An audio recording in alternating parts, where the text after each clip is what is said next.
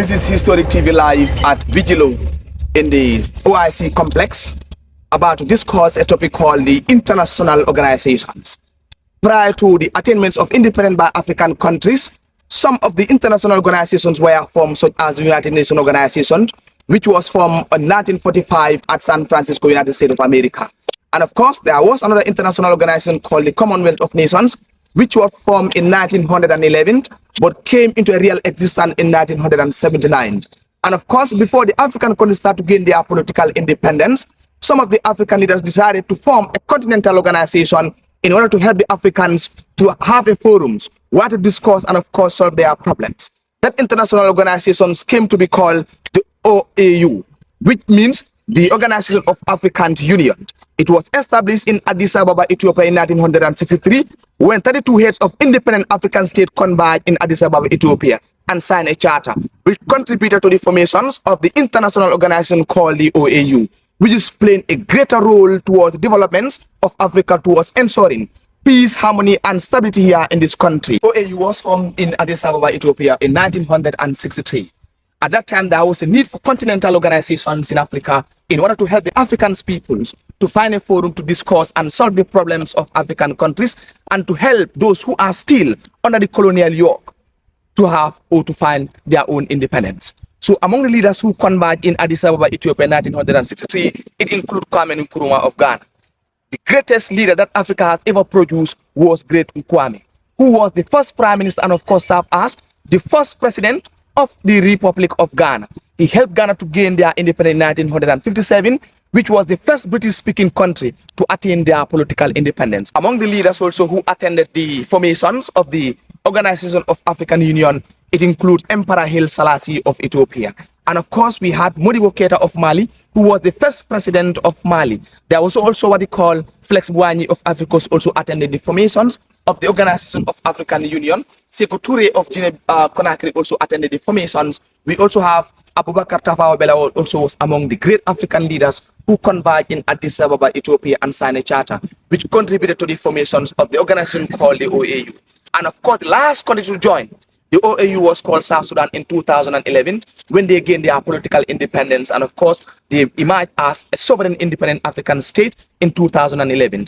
They joined the OAU, and of course, they are part and parcel of the Organization of African Union. And that is why, as of now, the total number of countries that are part of the Organization of African Union, it rose or it increased to 54.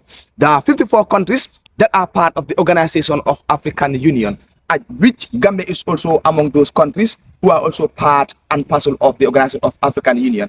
And of course, in 2002, the name was formally changed from OAU to AU in order to better capture the organizational goal. In the early 1960s, when African countries started to gain their political independence from the hands of their colonial masters, there was a need for continental organizations, among many other things, in order to help those that are still under the colonial yoke to have or to find means of acquiring their own political independence. At that time, there was disagreement among the African head of states about the modus operandi and the aims and objectives of the organization called the African Union. Some countries in Africa decided to bend on their own side and form an organization called the Casablanca Bloc, while other countries decided to form the Monrovian Bloc. But in 1963, they decided to put their own political difference aside and comes together and sign a charter which leads to the formations of the OAU in 1963 in Addis Ababa, Ethiopia, under the leadership of Emperor Haile Selassie of Ethiopia. Among the African leaders who attended the formations of the Organization of African Union called OAU, it was Emperor Haile Selassie of Ethiopia, Kwame Nkrumah of Ghana, Modibo Keita of Mali, Sekou Touré of Guinea-Conakry, Abubakar Tafawa Balewa was among the African leaders who attended the formations of the OAU. There are also Sekou Touré of Guinea-Conakry, Sir Milton Magai of Sierra Leone. These are some of the African leaders who attended the formations of the Organization of African Union, which was ratified or which was formed in Addis Ababa, Ethiopia in 1963.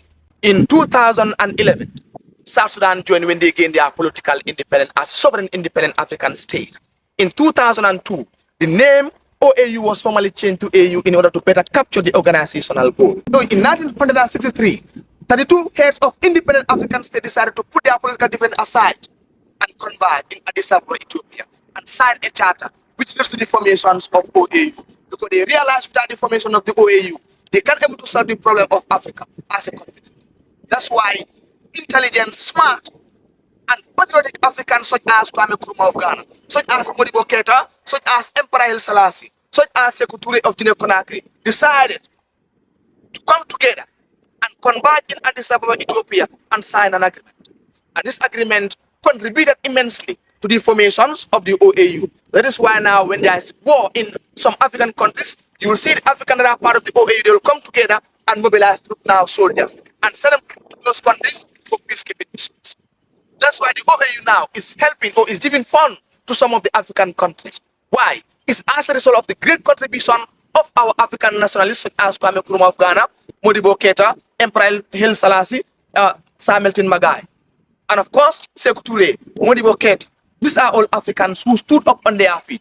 Léopold Sédar Senghor of Senegal, Félix Boigny of Ivory Coast, they came together in 1960. They converged in Addis Ababa, Ethiopia.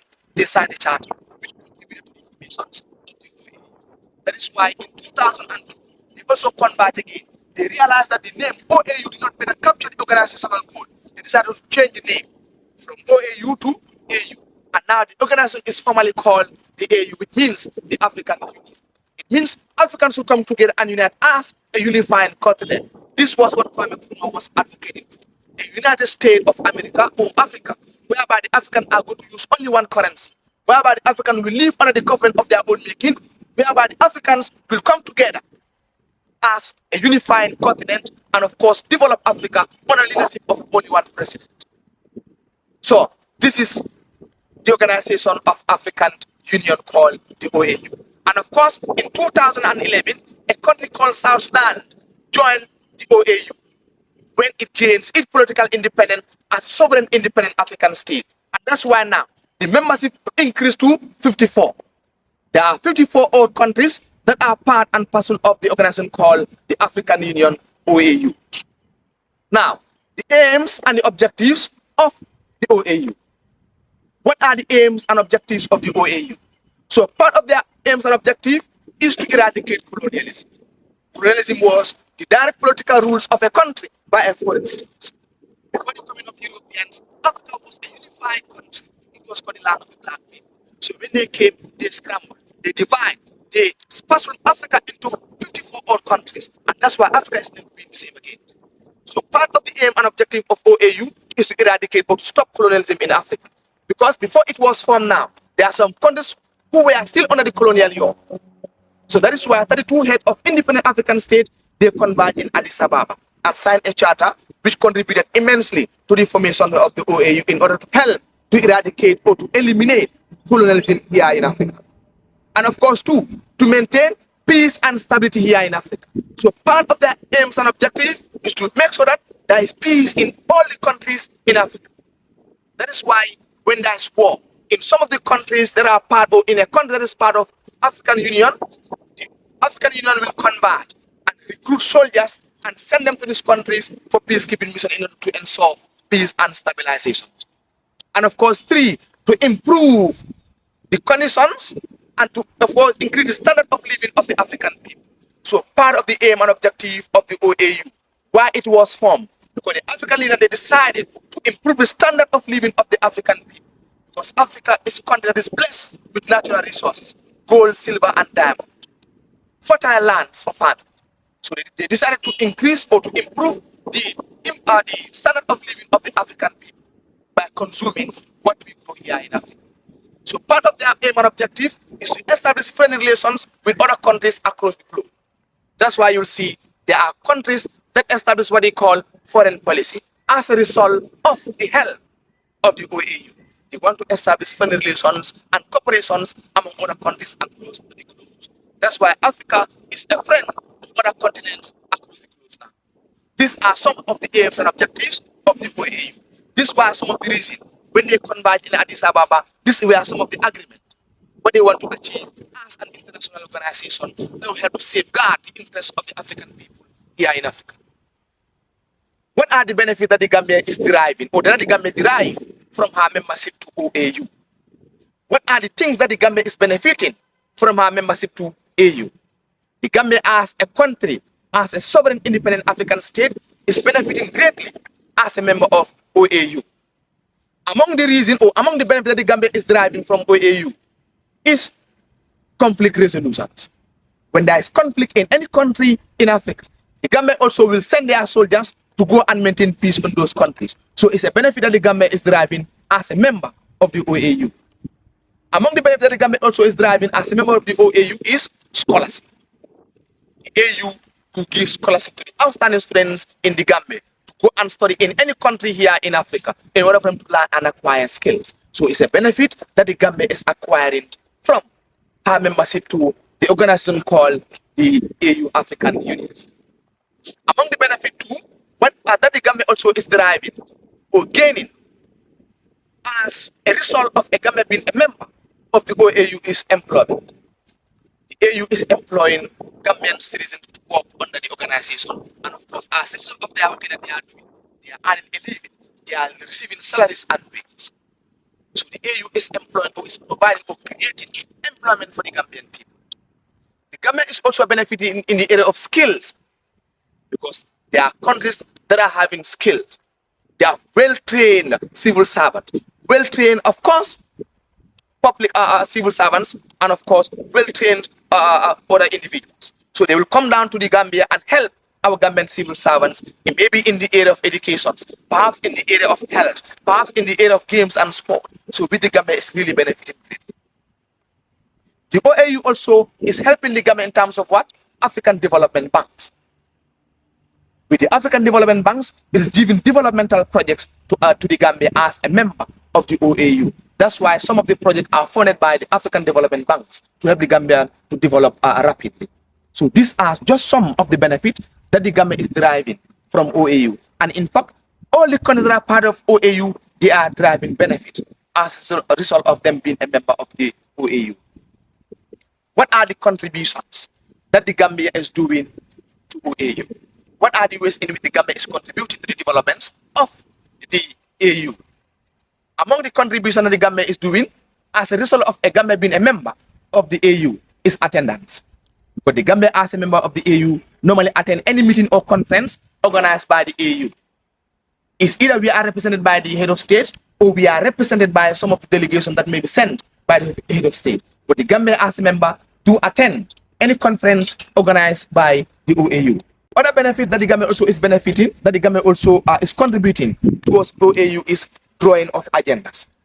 The Gambia as a member of an international organization called the African Union do also participate in the drawings of agendas of OAU prior to their meetings or prior to their conference. We have some of the Gambians that will also participate in the drawings of agendas that are to be discussed in that meeting. The Gambia also contributed in the area of art, games and sport. That's why the AFCON, if the Gambia qualify, the Gambia will participate. Why is the Gambia participating in AFCON? Because the Gambia is part and parcel of an organization called the African Union, and the Gambia is part of a continent called Africa. And almost all the countries in Africa are part and parcel of the organization of African Union. That's why the Gambia do participate in games and sports such as the AFCON, such as the Olympics organized by an organization called the African Union. The Gambia also do contribute in the area of payment of dues, because as a member of an international organization, you do monthly payment or maybe yearly payment towards the developments of that organization called the OAU. So the Gambia as a member of the OAU also do contribute, maybe contribute specific amount of money for being a member of the OAU for the developments of that organization. So the Gambia also is contributing greatly. The Gambia also do contribute in what they call contribution of troops for peacekeeping mission. If there's a war, for instance, in a particular countries in Africa, the Gambia as a country will recruit soldiers and sell those soldiers to maintain peace. So this is a contributions, or these are some of the contributions that the Gambia as a member of the OAU also is doing for the developments of the OAU. Now to the problems faced by this international organization. Because we realize that when the European came, they decided to divide Africa among themselves. Because the concept was, the more countries you have, the more powerful you become. That's why the French, they came down to the Senegambian region or to the African continent. They decided to colonize Senegal. They colonized Mali. They colonized Burkina Faso. They colonized Mauritania, the French. They had the largest colonies here in Africa, then followed by the British. The Gambia was colonized by the British. Nigeria was colonized by the British. Nigeria was colonized by the British. Ghana also too was colonized by the British. So you can realize that there are different countries in Africa, 54 odd nations here in Africa.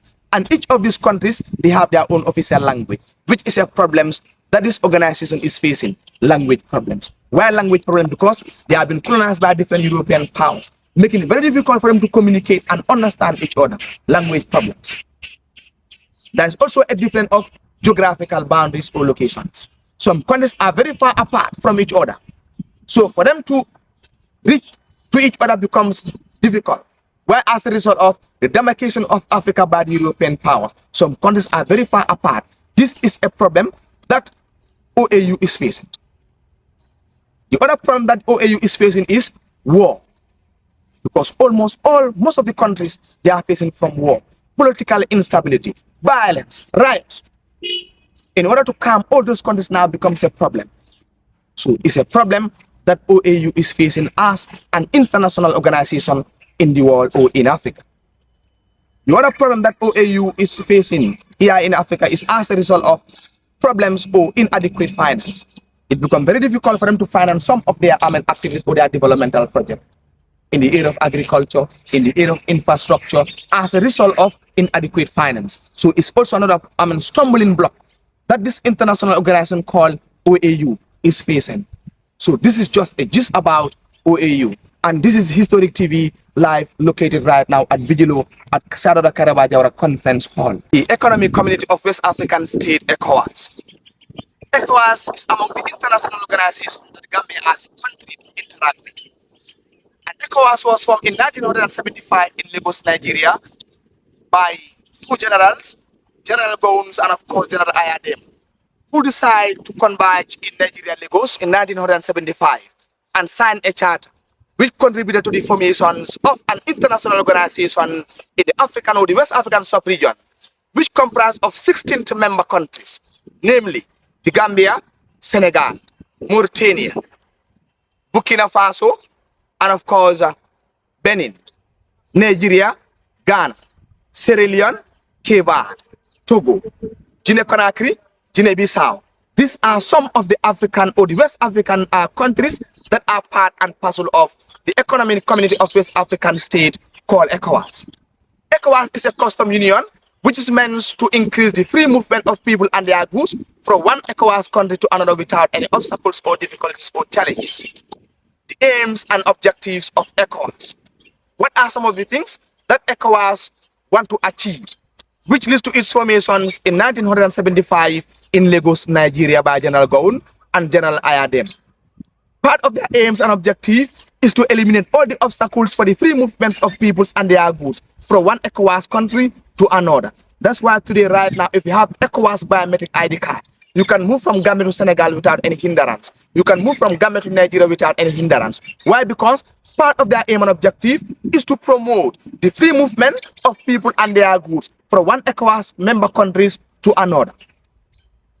Part of the aim and objective of ECOWAS, that is called the Economic Community of West African State, is to remove all the trade barriers and the trade restrictions among member states. It means now the tariff that the Gambia is charging other nations or other nationals that are coming to the Gambia with their goods is going to be uplifted. It means all the countries that are part of ECOWAS are not going to charge tariff or tax to their people that normally engage in trade. That is the buying and selling of goods and service. So that is part of their aim and objective.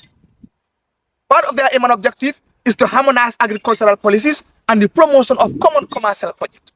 They want to make sure all the countries in West Africa to have a common commercial project. They want to make sure all the countries that are part of ECOWAS in West Africa, they want to make sure that they harmonize agricultural policies and to be the same in terms of common commercial projects. This is also another aim and objective of ECOWAS, the great ECOWAS of our own. Part of their aim and objective is to remove all the quantitative and the administrative restrictions among member states. All the administrative and the quantitative restrictions for the free movement of people and their goods from one ECOWAS member countries to another should be uplifted or should be removed.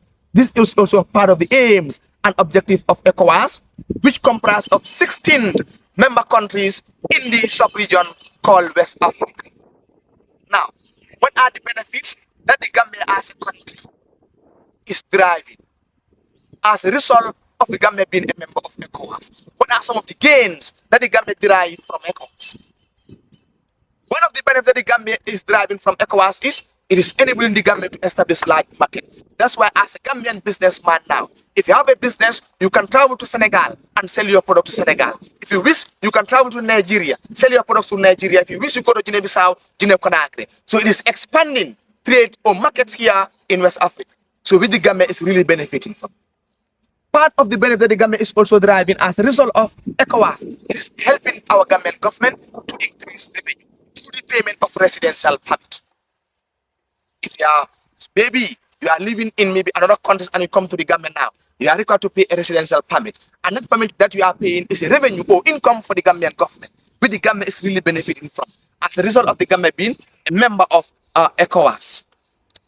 The other great and important benefit that the Gambia is also driving as a result of the Gambia being a member of ECOWAS is it enables the Gambian citizens to move freely from one ECOWAS member state to another without any hindrance, without any obstacles, without any problems, or without any challenges. That's why now if you have the ECOWAS biometric ID card, there's free flow of movement for you. You can fly to any other West African countries without any problems. Why? Because they share something in common, which is they are part of ECOWAS as an international organization which comprises of only West African countries that are part, that comprise of 16 member countries.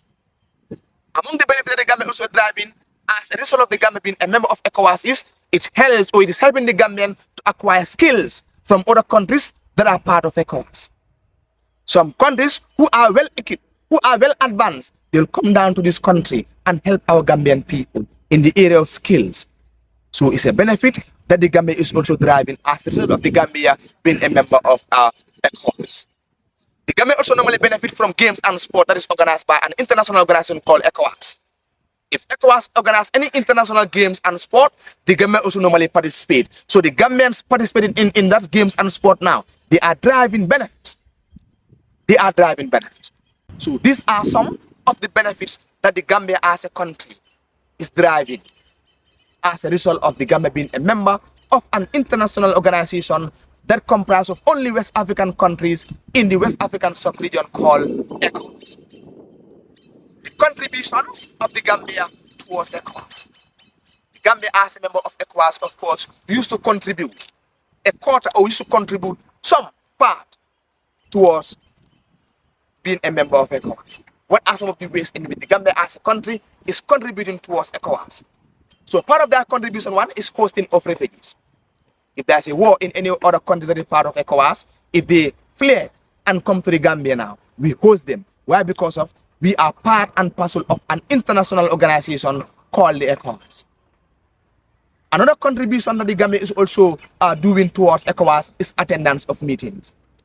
The head of states of our country do represent the Gambia in order to attend a conference or meetings organized by the ECOWAS, or they will send delegation that will go and represent the Gambia as a member of ECOWAS. So it's a contribution that the Gambia is also doing as a member of ECOWAS that is called the Economic Community of West African State. The other contributions that the Gambia also is doing to ECOWAS is payment of dues. The Gambia do pay annual dues or maybe monthly dues to ECOWAS as the result of the Gambia being a member of ECOWAS for the success and of course for the longevity of ECOWAS. The Gambia also contribute in terms of conflict resolutions. When there is war in any other country that is part of ECOWAS, the Gambia will mobilize soldiers and will send the soldiers to go and maintain peace. That is for peacekeeping mission. So ECOWAS is an important international organization that the Gambia is a part and parcel of, which is really helping, which is playing a tremendous role for the developments of our country. ECOWAS is really playing an important role. That is why when there is war in any other countries, economic forces will come and maintain peace and harmony in that country. That's why when there is political instability, the economic forces will come and maintain peace in those countries. Why? Because those countries in which economic forces normally go into, they are part and parcel of an international organization called ECOWAS. So this is just a gist about ECOWAS. which was formed in Lagos, Nigeria in 1975. It was the second international organization which was formed here in Africa. It was also meant to bring Africans under one umbrella. It was also meant to unify the people of West African people. It was also meant to strengthen the bond and, of course, to cement the relationship among African countries across the entire continent. So this is about ECOWAS, that is the Economic Community of West African States, is the United Nations organizations. Among the international organizations that the Gambia is a member is called the United Nations Organization. After the outbreak of the First World War in 1918, world leaders decided to meet or converge in order to form an organization that will prevent more wars. An organization was formed called the League of Nations in order to prevent the outbreak of the Second World War. But unfortunately, it was unable to prevent the outbreak of the Second World War in 1939. After the outbreak of the Second World War in 1939, the world leaders converged again on the 24th of October 1945 at San Francisco, United States of America. And they signed a charter which leads to the formations of the United Nations Organization in order to prevent the outbreak of war across the globe and to maintain world peace and harmony. So the United Nations Organization was formed in San Francisco on the 24th of October 1945 in order to prevent the outbreak of more wars. Because after the end of the First World War in 1918, the world leaders converged and formed an organization called the League of Nations in order to prevent the outbreak of the Second World War. But unfortunately, the League of Nations was unable to prevent the outbreak of the Second World War. That's why when the Second World War ended in 1939, they converged again at San Francisco, United States of America. They signed a charter this time around, and this leads to the formations of the United Nations Organization in 1945. The aims and objectives of the United Nations. What are some of the things? What are the programs or the agendas? What they want to achieve? What are the aims and objectives of this organization called United Nations Organization? Very important in our lifetimes. Part of their aim and objective is to maintain international peace and security. That is why when there is war in any other countries across the globe, the UN will come together. They will converge soldiers and send them to these countries to maintain international peace and security. Very important. That's why you see them with well-equipped soldiers to go and maintain international peace and security. Because we cannot live in this world without peace. We cannot live in this world without harmony. We cannot live in this world without tolerance. That's why this very important international organization decided to maintain world peace and security across the globe. We give thanks and of course we salute those African leaders and of course those American leaders or European leaders who decide to put their difference aside and of course they look not into their interests but they look at the interests of humanity and humankind or human race. They decide to converge at San Francisco and sign this charter which warranted the formations of this international organization called the United Nations Organization, which is doing a tremendous job across the entire globe. Part of their aim and objective is to promote friendly relationship and cooperations among member states. That's why now today you can travel from the Gambia to the United States to learn and to acquire skill, or of course to do any other activities. Why? Because they share something in common. The Gambia is part and parcel of an international organization called the United Nations Organization. That is why today you have seen many Gambians flying, going to where? Going to America, going to any other countries across the globe. Why? Because there is friendly relationship between the Gambia and those countries across the globe. So part of their objective is to bring all the countries in the world together and to help them to solve their problems and to achieve a common cause. That's why when there's destabilization, that's why when there is problems affecting a particular continent or countries, UN also will intervene in order to ensure peace and stability. These are just some of the aims and objectives of the United Nations Organization, which was established or set up in San Francisco, United States of America in 1945. What are the benefits that the Gambia derive from the United Nations Organization? What are some of the ways that the Gambia is benefiting from United Nations Organization? The Gambia as a country and also as a member of the United Nations Organization is benefiting greatly. One of the ways in which the Gambia is benefiting is through the help of the World Health Organization, WHO.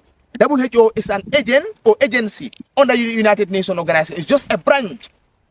And WHO is providing Gambian people or Gambian citizens or Gambian government with what? Well-established hospital. They also provide us with medicine. They train our civil servants as nurses and doctors. WHO. Most of our hospitals have been improved. Their conditions have been improved. We are having medicines with the support of WHO, World Health Organization. Among the benefits that the government also is deriving from a United Nations organization is through UNICEF. And UNICEF also is a sub-branch. It's an agency under the United Nations organization and which is also helping Gambian children. Some of the children who are not able to afford education, UNICEF sponsor. So UNICEF, which is the United Nations International Children Emergency Fund, they help to sponsor Gambian children. Why? Because the Gambia is part and parcel of the United Nations organization. That's why UNICEF also is doing great job, tremendous job, pivotal and instrumental role to help some of the Gambian children. The Gambia is also a benefit from FAO, Food and Agriculture Organization. FAO also is also another sub-branch under United Nations Organization. They help to provide us with different varieties of food, especially in the area of agriculture. They give seed and seedlings to our farmers. They provide us with varieties of seed in the area of agriculture. So FAO also is playing a very pivotal role for the developments of the Gambia in the area of food and of course agriculture. So this is a benefit that the Gambia also is deriving as a result of being a member of an organization called the United Nations Organization. Among the benefits that the Gambia also deriving from the United Nations Organization is a scholarship. So the UN also do give scholarship to the outstanding students of the Gambians to go and study abroad.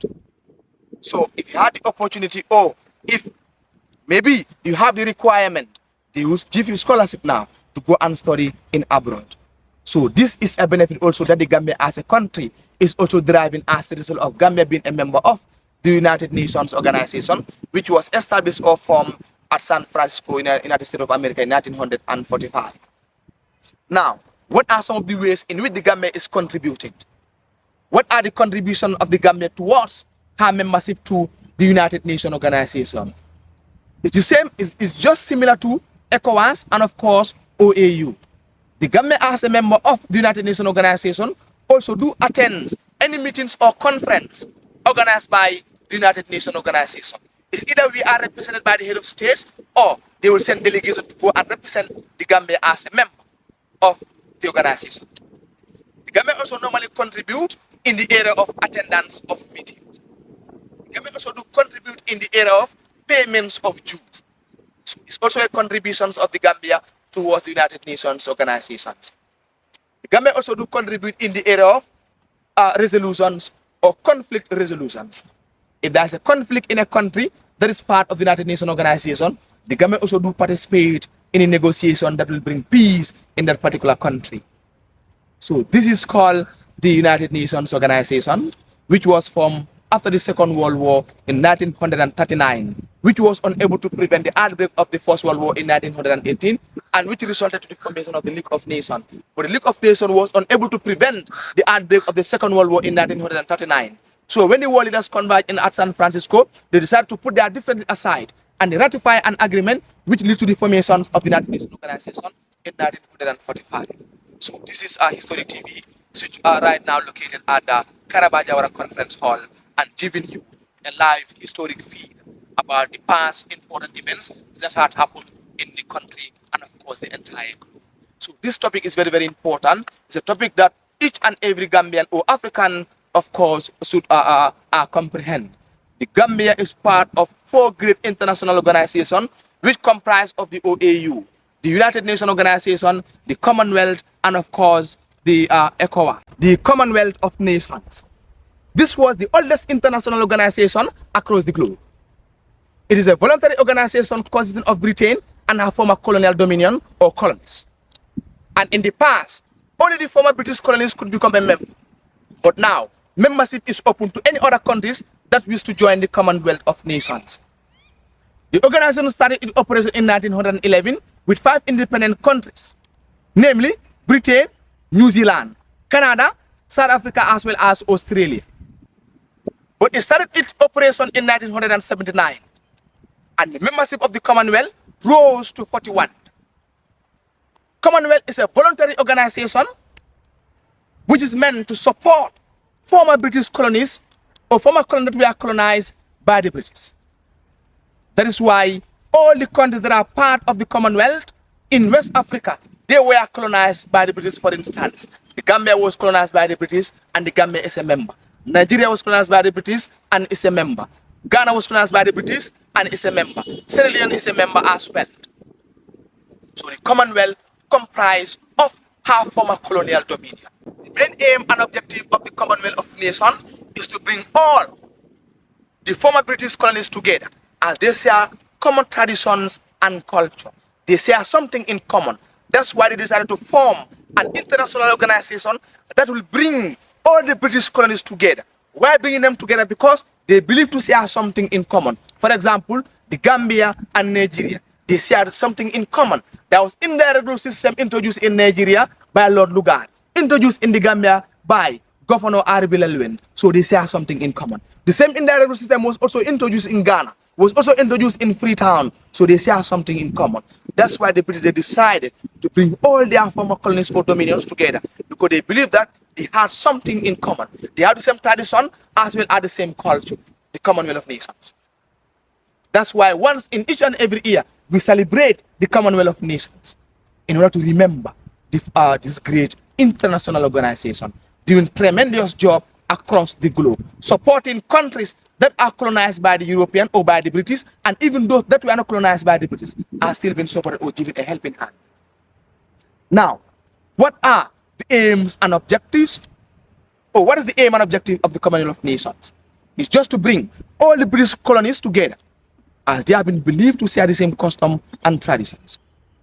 What are the benefits that the Gambia derive from the Commonwealth of Nations? Part of the benefit that the Gambia derive from the Commonwealth of Nations is technical assistance, because the Commonwealth of Nations comprises of Britain, and they comprise of also advanced countries. They'll come down to the Gambia and give a supporting or helping hand to our Gambian government, more so to our civil servants, those working under our government. They give us technical assistance.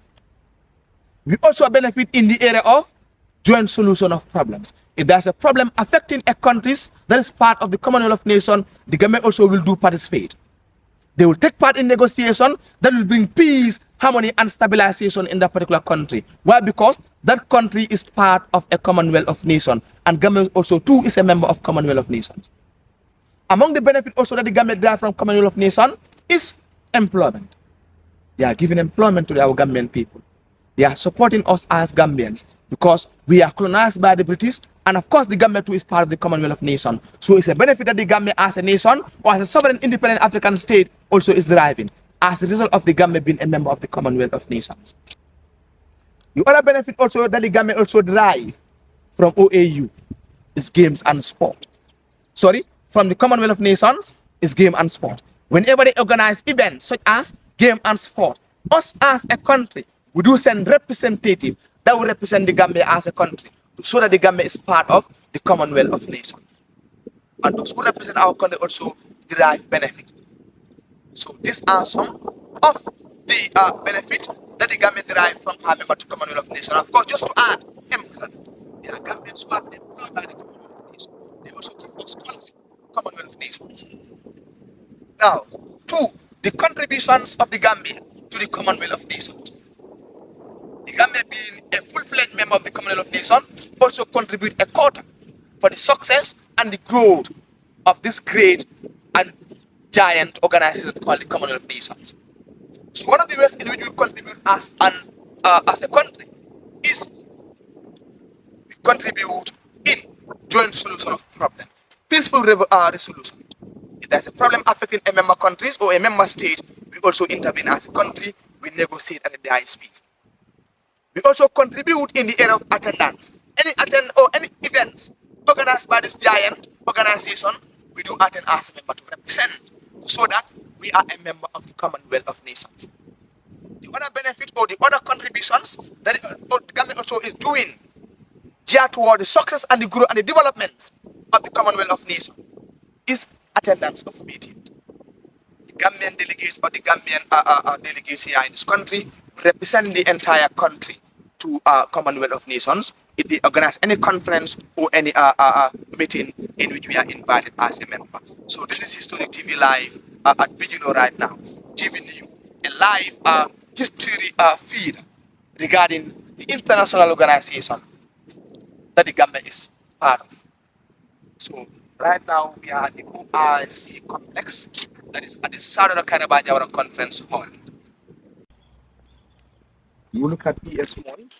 Yes, it was Francis Small. Guys, yes, at the moment we are at the OIC Complex. Yes, Sadauda Kairaba Jawara. We just shoot the international negotiations.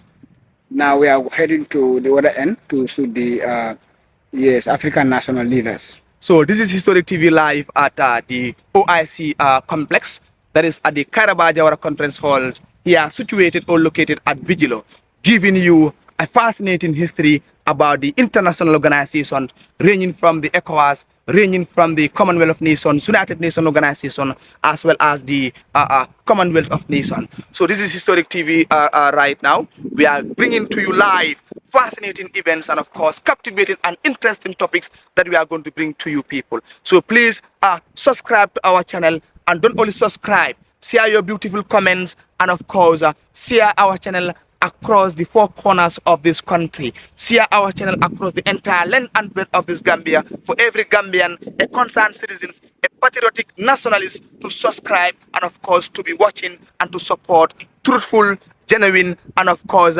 hardworking Gambians. Young Historic TV with Mr. Saner right now here at the OIC Complex. This is Mr. Trawale, the narrator, or the one that normally give you a fascinating, a beautiful history with a beautiful voice, and of course check it out. Wait.